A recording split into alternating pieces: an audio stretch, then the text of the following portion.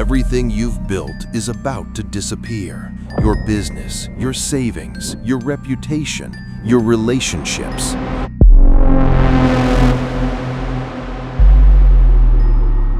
Not someday, not in some distant worst-case scenario, right now. And when it happens, and statistics say it will happen to most of you watching this, you're going to panic. You're going to think, this is it. I'm done. I'll never recover. You'll spend weeks replaying every decision, every mistake, every moment you could have prevented this. But here's what nobody tells you. Losing everything isn't the problem. How you handle it is. Let me tell you about 3 men who lost everything.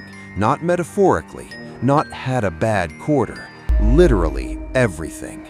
Epictetus was sold into slavery. His body was broken. His freedom was gone. Seneca lost his fortune 3 times. Exiled, stripped of wealth, forced to commit suicide by his own student. Marcus Aurelius watched plague destroy his empire, watched his children die, watched everything he built crumble while he was powerless to stop it. And none of them quit. So let me ask you something. What do you have that they didn't? You have a roof. They had prison cells. You have options. They had death sentences. You have a future. They had plague and war. So why are you acting like your situation is impossible? Stay with me. This is going to hurt before it helps. But by the end, you'll know exactly what to do when everything falls apart.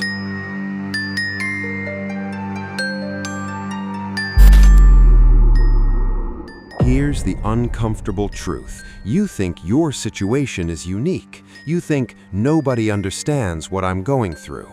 Wrong. Your great-grandparents survived the Great Depression. Your ancestors survived wars, famines, plagues that killed half the population. And you're stressed because your startup failed? Because you got fired? Because your relationship ended? Now, I'm not dismissing your pain. Your suffering is real. But here's what the Stoics understood that you don't. Your suffering isn't special, but your response to it can be. Marcus Aurelius wrote, "You have power over your mind, not outside events. Realize this, and you will find strength." Let me break down what that actually means, because it's not a motivational poster, it's a survival manual.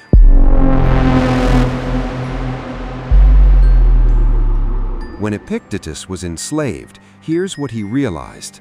My master owns my body. He can break my legs, he can sell me, he can kill me, but he doesn't own my mind unless I let him. So here's my question for you. What's enslaving your mind right now? The job you lost? That's outside your control. It already happened. The money you don't have? Outside your control. You can't change the past balance. The person who left? Outside your control. They made their choice. But the next 5 minutes, that's inside your control. What you do today, inside your control.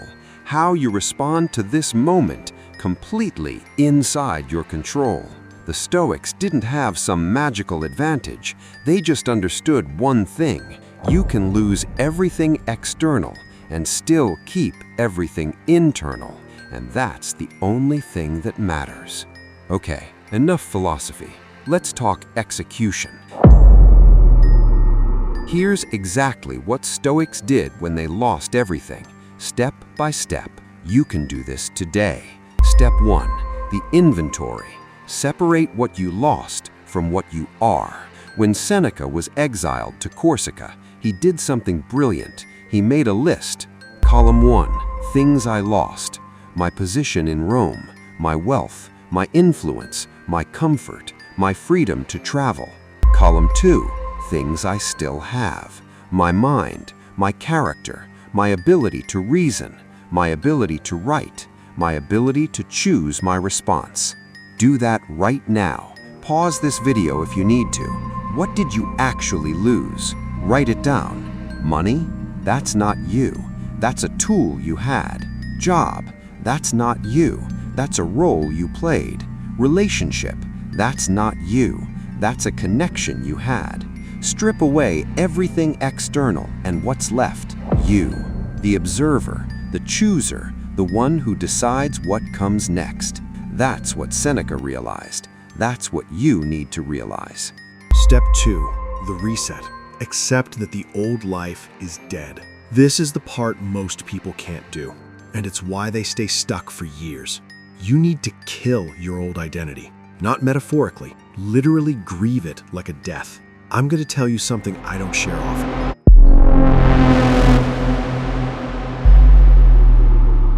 7 years ago, I lost a business I spent 5 years building. $300K in debt.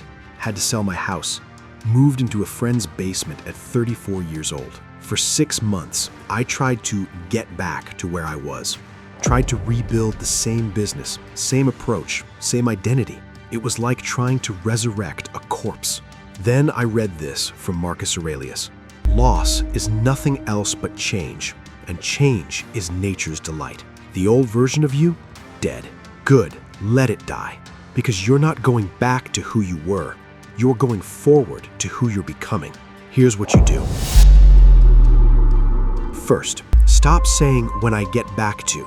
You're not going back. Say when I build instead. Remove every reminder of the old life that makes you feel like a failure. Photos, business cards, whatever. Box it up. Third, announce the death. Tell someone, the old version of me is gone. I'm building something new. Can you do that? Or are you still clinging to a life that doesn't exist anymore? Step 3, the rebuild. Start from zero with zero shame. Epictetus went from slave to one of the most influential philosophers in history. How? He didn't wait until conditions were perfect.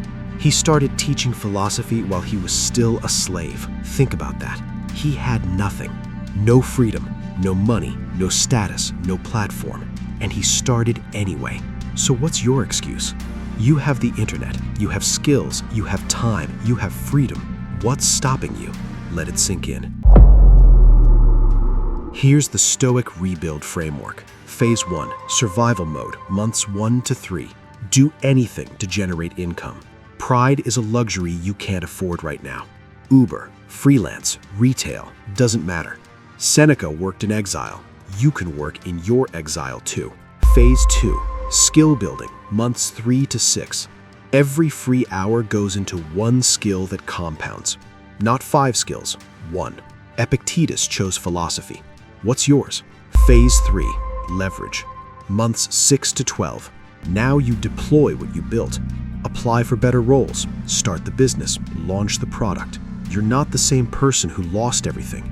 You're someone forged by loss. Seneca said, difficulties strengthen the mind as labor does the body. You're not broken, you're being forged. Step 4, the perspective shift. Find the gift in the loss. This is the most advanced move. Most people never get here. Marcus Aurelius lost 6 children.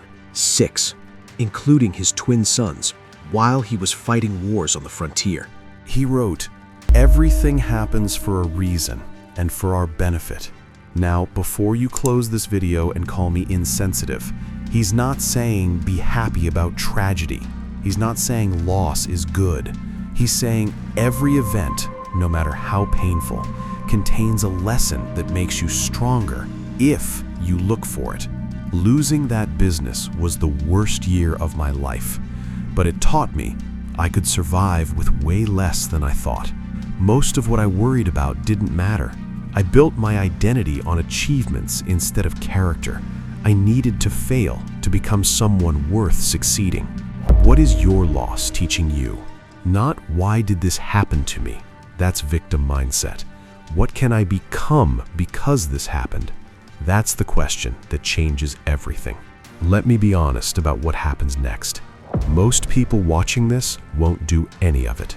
They'll nod along, feel motivated for 48 hours, then go right back to complaining about what they lost, replaying their mistakes, waiting for perfect conditions, making excuses for why they can't start. And in 5 years, they'll still be telling the story of how they almost recovered, how they would have succeeded if only circumstances were different. Is that you?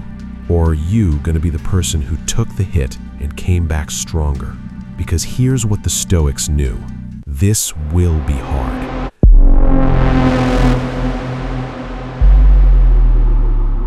There will be days you want to quit, days you feel like you're making no progress, days you wonder if it's worth it. The difference between people who rebuild and people who stay broken, the people who rebuild kept going when it felt impossible. That's it. That's the whole secret. So here we are. You've lost something, maybe everything, and you have exactly two paths forward. Path 1, stay broken. Blame circumstances. Replay your mistakes on loop. Wait for someone to save you. Tell everyone who listen about how unfair life is. Most people choose this path. They'll spend years, sometimes their entire lives, mourning what they lost instead of building what comes next. Path 2, the Stoic path. Accept what happened. Grieve it. Then use it as fuel. Epictetus was a slave. He became a master philosopher. Seneca was exiled. He wrote works that lasted 2,000 years. Marcus lost everything. He became one of history's greatest leaders. What they had in common wasn't luck, wasn't privilege, wasn't perfect conditions. It was a decision. A decision to control what they could control. A decision to build from zero. A decision to become someone who couldn't be broken by external circumstances. So here's my question for you. Are you gonna let this break you, or are you gonna let it make you? Starting right now, not tomorrow, not when conditions are better, right now. Make your inventory. What did you lose, external, versus what you still have, internal? Declare the old life dead. Stop trying to go back. Start building forward. Take one action today. Apply for one job. Learn one skill. Make one connection. One. In 12 months, you'll either be the person who gave up or the person who rebuilt something even better than what you lost. Marcus Aurelius said, "The impediment to action advances action. What stands in the way becomes the way." Your loss isn't the end of your story. It's the beginning of your transformation. I'll see you on the other side, or I won't. That choice, that's entirely yours.